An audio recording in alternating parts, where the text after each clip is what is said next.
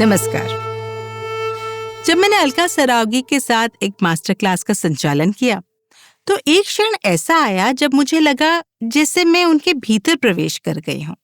ऐसी आत्मीयता जिसे शब्दों में बांध पाना असंभव है।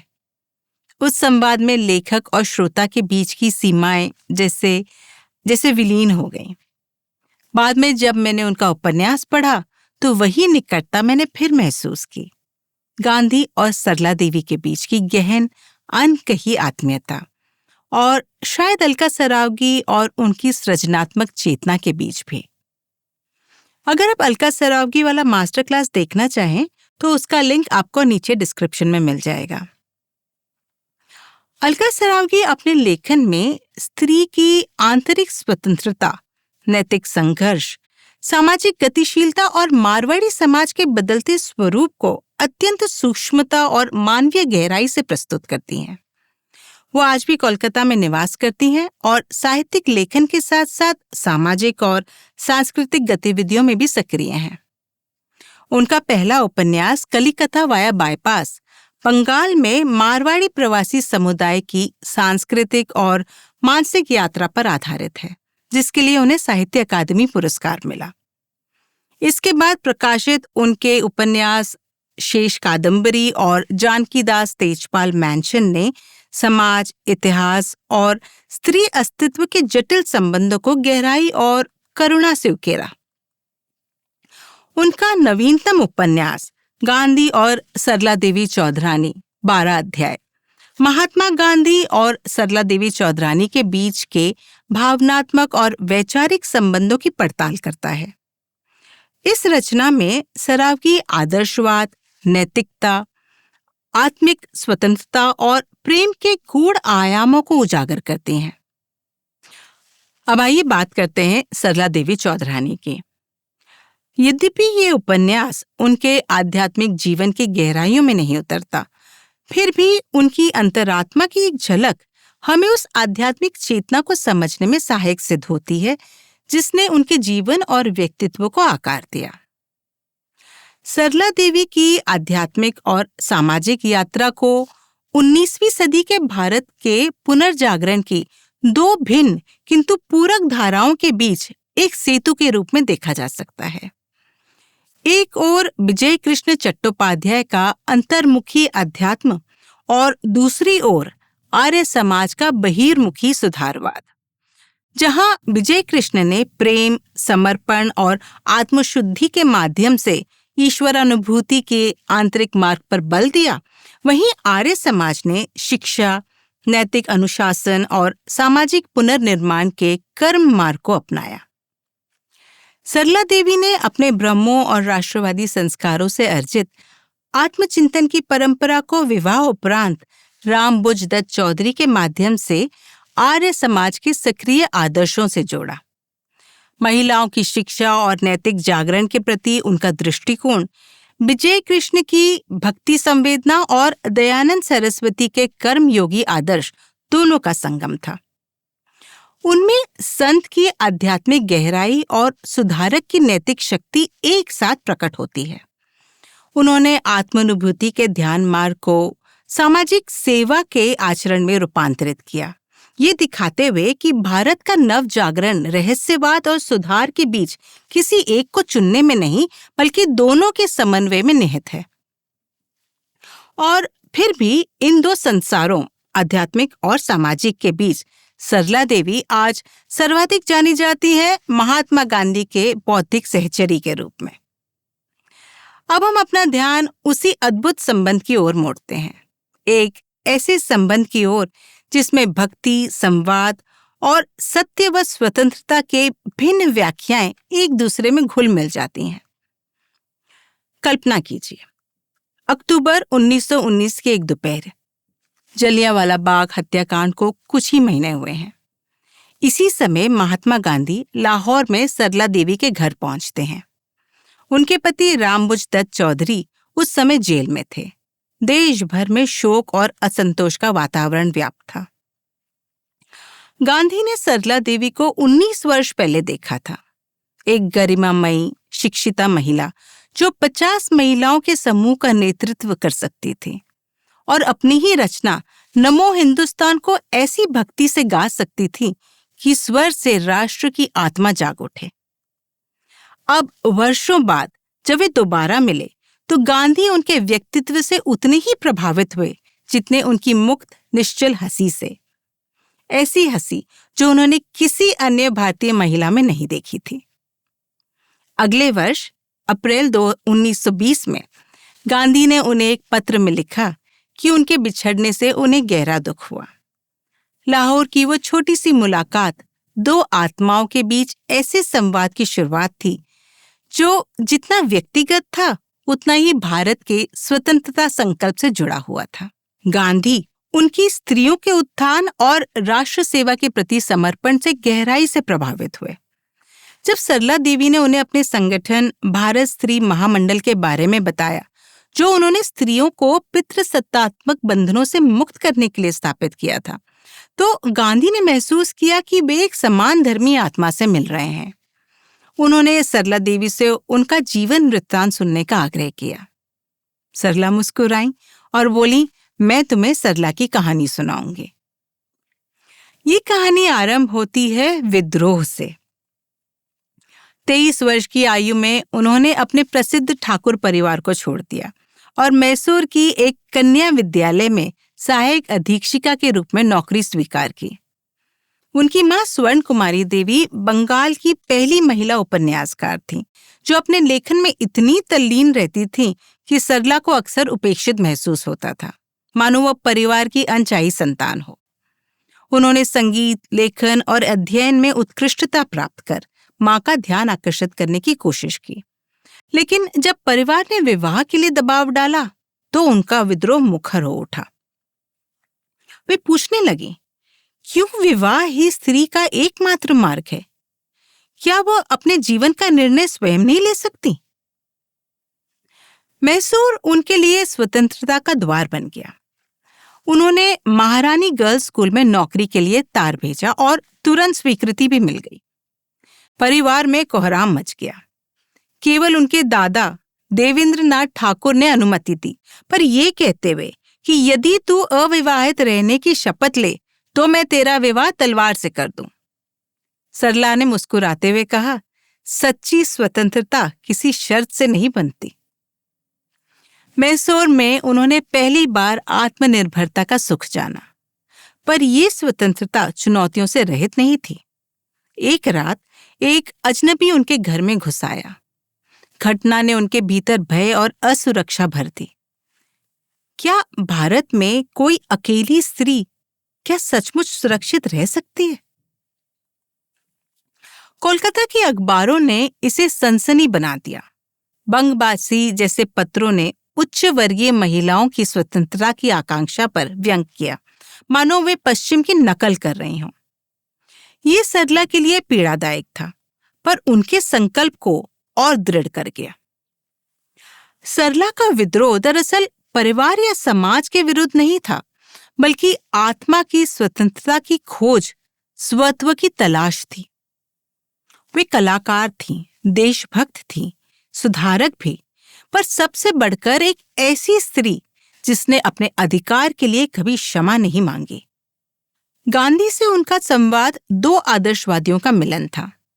दोनों भारत की मुक्ति चाहते थे, पर स्त्री की स्वतंत्रता का अर्थ दोनों के लिए भिन्न था। सरला देवी की ये कथा उस युग की धड़कन को समेटे है, जब व्यक्तिगत जागरण और राष्ट्रीय आंदोलन एक दूसरे में गुथे हुए थे। उपन्यास उन्हें केवल ऐतिहासिक पात्र नहीं, बल्कि आधुनिक भारत की बेचैन आत्मा का प्रतीक बनाता है। एक ऐसी स्त्री जिसने अपने सत्य को जीने का साहस किया, भले ही संसार उस सत्य के लिए तैयार नहीं था। तो चलिए अब हम सुनते हैं जनरेटेड वॉइसेस के माध्यम से गांधी और सरला देवी चौधरानी 12 अध्याय उपन्यास पर हुई एक गहन चर्चा। यदि आपको हमारा ये प्रस्तुतिकरण पसंद आए तो कृपया इस वीडियो को अपने परिवार, मित्रों और सहकर्मियों के साथ जरूर साझा करें। और हाँ, लाइक और सब्सक्राइब करना ना भूलें, क्योंकि यही हमारा उत्साह बढ़ाता है और हमें अपने व्यस्त कार्यक्रम से समय निकालकर आपके लिए ऐसा ही सार्थक और प्रेरक कंटेंट लाने के लिए प्रोत्साहित करता है। नमस्कार, रेडियो टॉकीज में आप सबका स्वागत है। आज हम इतिहास के एक ऐसे कोने में झांक रहे हैं जहां अक्सर अंधेरा रहता है।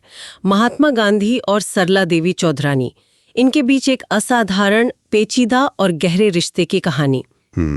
हमारे पास अलका सरावगी जी का उपन्यास है गांधी सरला देवी चौधरानी 12 अध्याय। तो कोशिश रहेगी कि इस उपन्यास के जरिए हम इस भावनात्मक, बौद्धिक रिश्ते की कुछ परतों को समझ सकें। बिल्कुल। और देखिए, ये समझना जरूरी है कि अलका सरावगी जी कौन है। 1960 में कोलकाता में जन्मी और समकालीन हिंदी साहित्य में उनका बहुत बड़ा नाम है। हाँ, कलिकथा वाया बाईपास के लिए साहित्य अकादमी पुरस्कार भी मिला उन्हें। जी हाँ, 2001 में।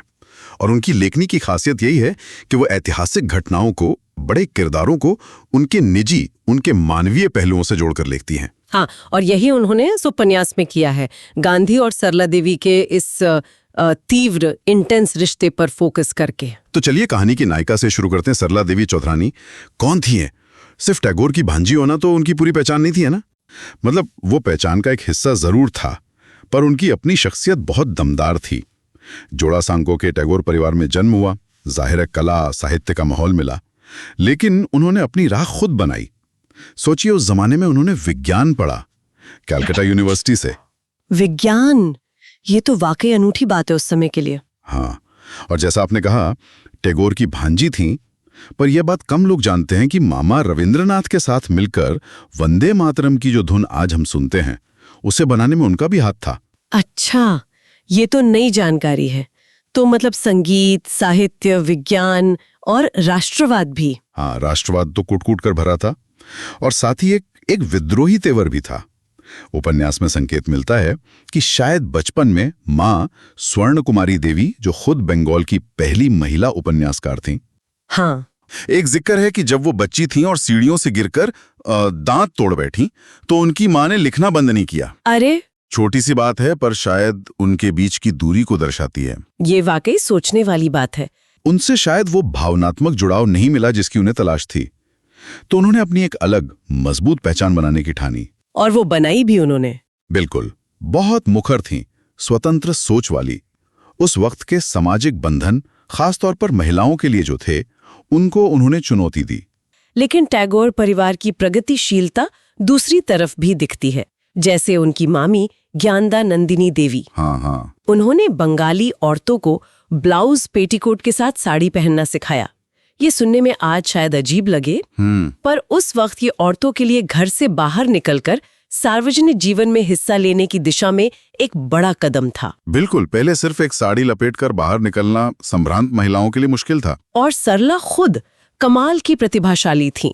9 साल की उम्र में ही उनकी संगीत प्रतिभा पहचान ली गई। जी। फिर उनकी मुलाकात हुई बंकिम चंद्र चट्टोपाध्याय जैसे दिग्गजों से। सोचिए, जिस लेखक की किताबें पढ़ी हो वो सामने आ जाए। हाँ, और बंकिम ने उनकी प्रतिभा को पहचाना भी, अपना गीत साधेर तरणी उन्हें संगीतबद्ध करने को कहा। और यही नहीं, बंकिम के उपन्यास आनंद मठ का वो मशहूर गीत वंदे मातरम। हाँ, वंदे मातरम, जिसे हम सब जानते, उसे भी सरला देवी ने ही संगीत दिया था, जिसकी धुन की शुरुआत मामा रविंद्रनाथ टैगोर ने की थी। जी। उनके बीच सिर्फ संगीत नहीं, गहरी बौद्धिक बहसें भी होती थी। अच्छा, जैसे सत्य क्या है? क्या समाज के भले के लिए बोला गया झूठ सच से बेहतर है? बंकिम ऐसा मानते थे, जबकि रविंद्रनाथ किसी भी हालत में झूठ के खिलाफ थे। ये दिखाता कि सरला सिर्फ एक कलाकार नहीं, बल्कि एक गंभीर विचारक भी थी। बिल्कुल। और उनमें एक बागी तेवर भी था। हाँ, टैगोर परिवार में रिवाज था कि लड़कियां शादी के बाद ससुराल नहीं जाती, बल्कि लड़के घर जमाई बनते थे। अच्छा। लेकिन सरला के पिता जानकीनाथ घोषाल ने ऐसा करने से मना कर दिया था। शायद वही थोड़ी जिद सरला में भी आई। शादी के लिए दबाव डाला गया तो वो नहीं मानी। 23 साल की उम्र में परिवार के मना करने के बावजूद वो नौकरी करने बंगाल से निकलकर मैसूर चली गई। अरे वाह, उस जमाने में टैगोर परिवार की किसी औरत के लिए ये बहुत बड़ा, मतलब क्रांतिकारी कदम था। बहुत बड़ा। मैसूर में उन्हें आजादी का एक नया एहसास हुआ होगा, है ना? स्रोत बताते हैं कि उन्होंने देखा कि वहां औरतें बेझिझक अकेली सड़कों पर चलती हैं, उत्सवों में भाग लेती हैं। हाँ, शायद इसी अनुभव ने उनके राष्ट्रवादी विचारों को और मजबूत किया होगा। ये तो उनकी निजी हिम्मत हुई, लेकिन क्या इसका कोई सामाजिक असर भी हुआ? या उन्होंने कोई सामाजिक काम भी किया? अरे बहुत बड़ा काम किया। उन्होंने सिर्फ अपनी आजादी की नहीं सोची। 1910 में उन्होंने भारत स्त्री महामंडल नाम की संस्था बनाई। भारत स्त्री महामंडल। हाँ, और इसकी शाखाएं सिर्फ कलकत्ता या बेंगौर में नहीं, लाहौर, इलाहाबाद, दिल्ली, कराची, हैदराबाद, कई जगह फैली। और इसका उद्देश्य क्या था? उद्देश्य था महिलाओं को शिक्षित करना, उन्हें उनके अधिकारों के प्रति जागरूक करना और खास तौर पर जो मनुस्मृति जैसे ग्रंथ हैं, उनकी जो पुरुषवादी व्याख्याएं समाज में चलती थीं, उनसे स्त्रियों को मुक्त कराना। ये तो बहुत प्रगतिशील सोच थी। बिल्कुल। कलकत्ता लौटकर उन्होंने देखा कि अंग्रेज बंगालियों को कैसे दब्बू समझते हैं, बाबू या सिर्फ क्लर्क। जी, इस छवि को तोड़ने के लिए उन्होंने युवकों में शारीरिक बल भरने का बीड़ा उठाया। व्यायामशालाएं खुलवाईं। हाँ, व्यायामशालाएं खुलवाईं, कुश्ती, तलवारबाजी, लाठी चलाना सिखाया। वीराष्टमी नाम का उत्सव शुरू किया। वीराष्टमी? दुर्गाष्टमी पर वीरों को याद करने का तरीका, जिसमें शारीरिक कर्तव्य दिखाए जाते थे।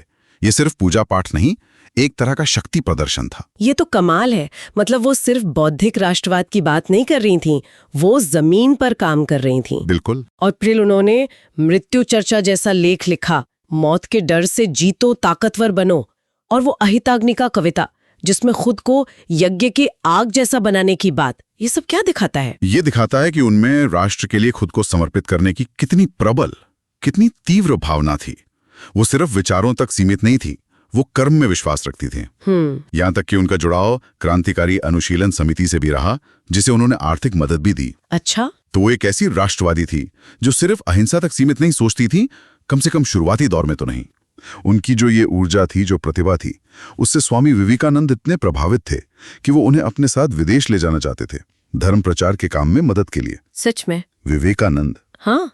तो आप समझ सकते हैं कि वो वाकई में शक्ति का रूप थी। और इसी शक्ति स्वरूपा सरला देवी के जीवन में फिर गांधी जी का प्रवेश होता है। जी।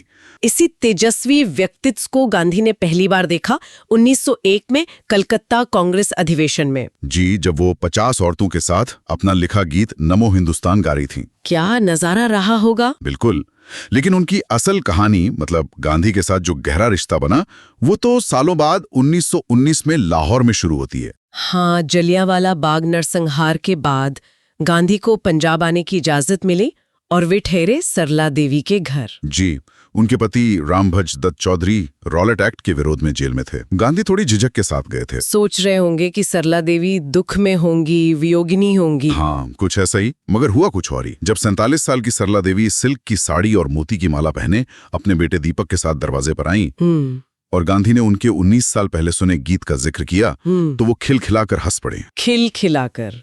स्रोत कहते हैं कि गांधी हैरान रह गए। हैरान। उन्होंने पहले किसी भारतीय महिला को इतनी आजादी से, इतनी उन्मुक्त हंसी हंसते नहीं देखा था। उपन्यास में वो कहते हैं, आपकी हंसी तो इस देश की संपदा है। ये छोटी सी घटना कितनी महत्वपूर्ण है ना? ये उस वक्त महिलाओं की स्थिति पर भी एक तरह की टिप्पणी है। हाँ, ये बहुत महत्वपूर्ण क्षण था। ये उनके लिए बहुत ताजा, बहुत मोहक अनुभव था। और गांधी जी उस समय तक महात्मा के रूप में स्थापित हो चुके थे।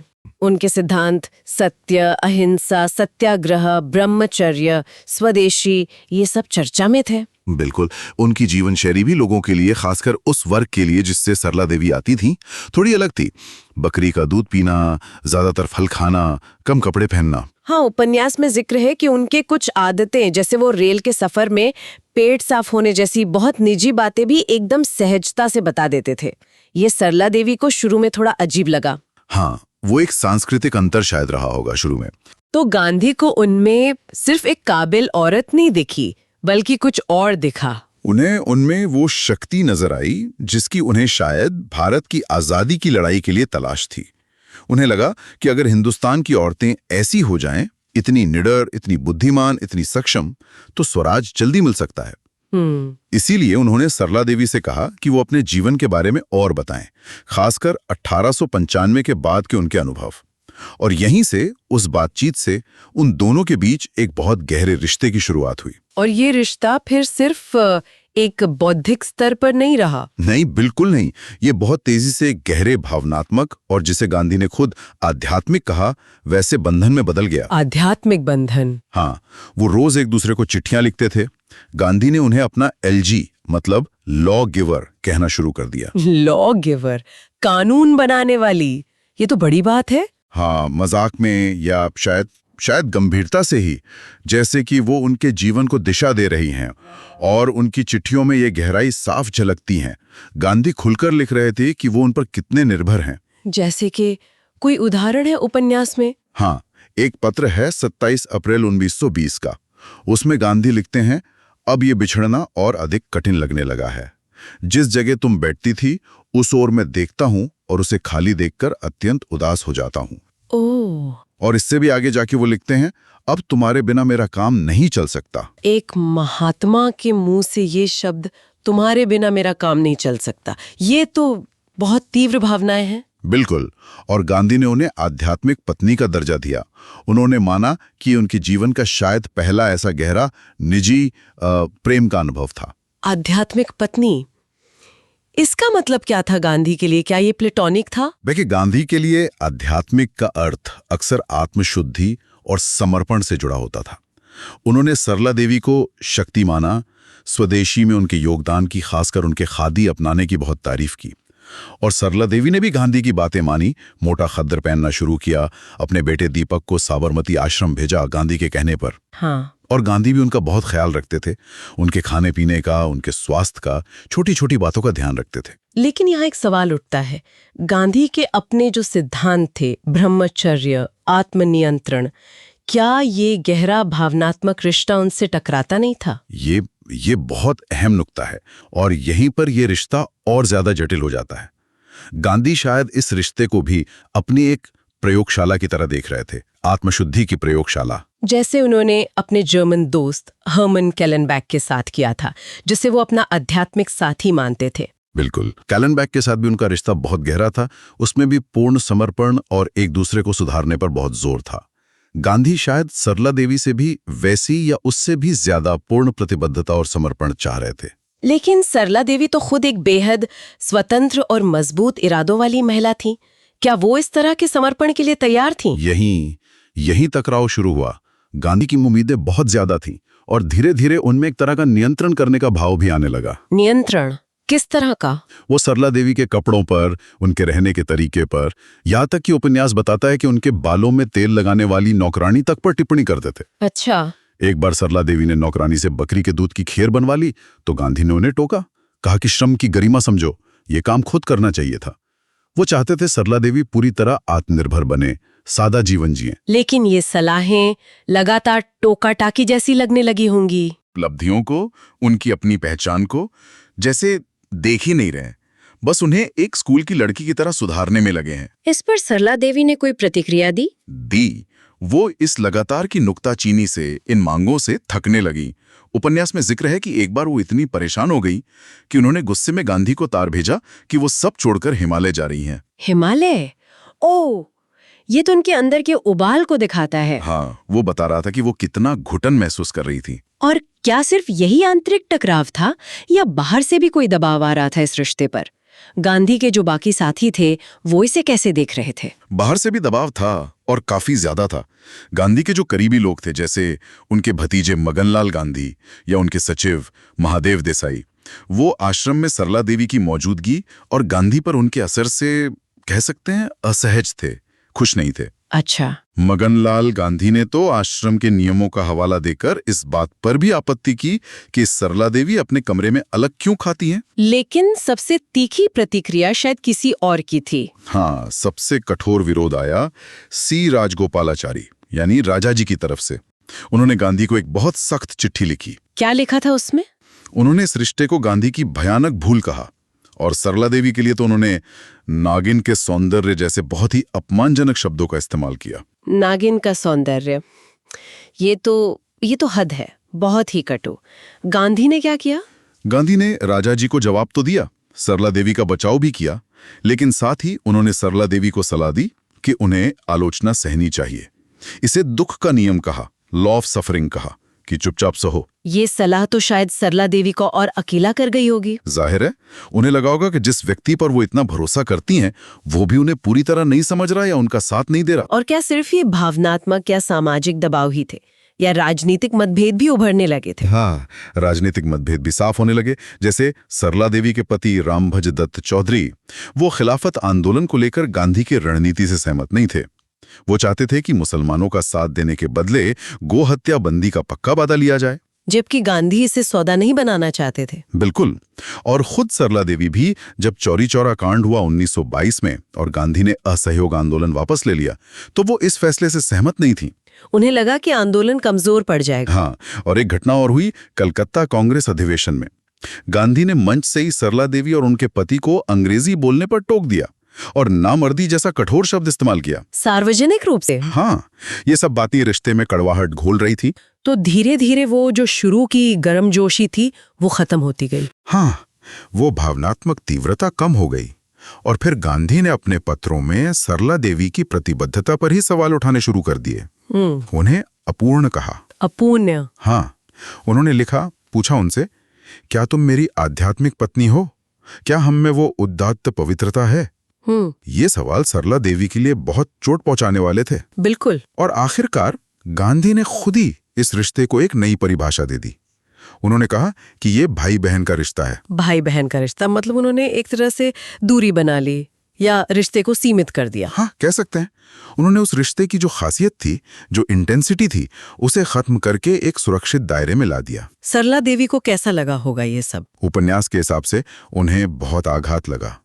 उन्हें महसूस हुआ कि गांधी उन्हें वो बराबरी का दर्जा, वो सम्मान नहीं दे सके जिसकी वो हकदार थीं।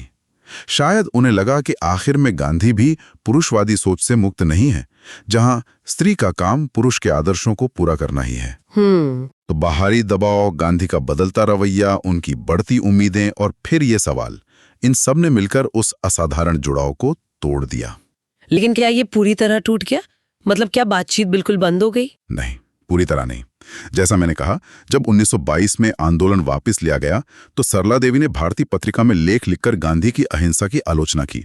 कहा कि इससे देश का चरित्र निस्तेज हो रहा है। ये तो काफी कड़ी आलोचना थी। हाँ, लेकिन जब गांधी पर राजद्रोह का मुकदमा चला और उन्हें 6 साल की जेल हुई तो सरला देवी अदालत में मौजूद थीं, चुपचाप पीछे खड़ी रहीं। अच्छा, ये उनके रिश्ते की जटिलता दिखाता है। गुस्सा भी, लेकिन शायद परवाह भी। बिल्कुल। बाद के सालों में भी संपर्क बना रहा, पर वो पहले वाली बात नहीं रही। गांधी ने एक बार सरला देवी के बेटे दीपक की शादी नेहरू की बेटी इंदिरा से कराने का प्रस्ताव भी रखा था। इंदिरा गांधी से? हाँ, हालांकि वो बात आगे नहीं बढ़े। जब सरला देवी बीमार हुई तो गांधी ने उनकी देखभाल के लिए व्यवस्था भी करवाई। सरला देवी भी गांधी से मिलने जाती थीं जब वो अनशन पर होते थे या जेल में होते थे। लेकिन फिर भी वो जो पहले वाला गहरा भावनात्मक रिश्ता था वो खत्म हो चुका था। हाँ, वो तीव्रता जा चुकी थी। और सबसे ज्यादा चौंकाने वाली या कहें कि दुखद बात यह है कि गांधी ने अपनी आत्मकथा सत्य के प्रयोग में सरला देवी के साथ अपने इस इतने गहरे, इतने महत्वपूर्ण रिश्ते का जिक्र लगभग किया ही नहीं। ये वाकई में बहुत अजीब है। अपनी जिंदगी के इतने इंटेंस अनुभव को पूरी तरह से नजरअंदाज कर देना। क्यों किया होगा उन्होंने ऐसा? यही वो बड़ा सवाल है जो अलका सरावगी का उपन्यास भी उठाता है और जो हमें भी सोचने पर मजबूर करता है। इतिहास कैसे लिखा जाता है? कौन तय करता है कि क्या लिखा जाएगा और क्या छुपाया जाएगा? खासकर जब बात महिलाओं की हो और वो भी किसी महात्मा के जीवन से जुड़ी हुई। बिल्कुल। क्या महान पुरुषों की कहानियों को लिखते समय उनके जीवन के जो जटिल या शायद असुविधाजनक पहलू होते हैं उन्हें जानबूझकर हटा दिया जाता है? उपन्यास में यह भी जिक्र है कि सरला देवी ने गांधी को जो खत लिखे थे उनमें से ज्यादातर जला दिए गए। जला दिए गए? किसने जलाए? ये साफ नहीं है, पर वो नष्ट हो गए। इसका मतलब है कि कहानी का एक बहुत बड़ा हिस्सा, सरला देवी का नजरिया, उनकी भावनाएं, वो हमेशा के लिए खो गईं। ये तो इतिहास के साथ बहुत बड़ा अन्याय है। पूरी तस्वीर सामने ही नहीं आ पाई। सही बात है। सरला देवी ने बाद में क्या किया? क्या वो राजनीति में सक्रिय रहीं? उन्होंने धीरे धीरे सक्रिय राजनीति से खुद को अलग कर लिया। वो ज्यादातर आध्यात्मिक कामों में लग गईं।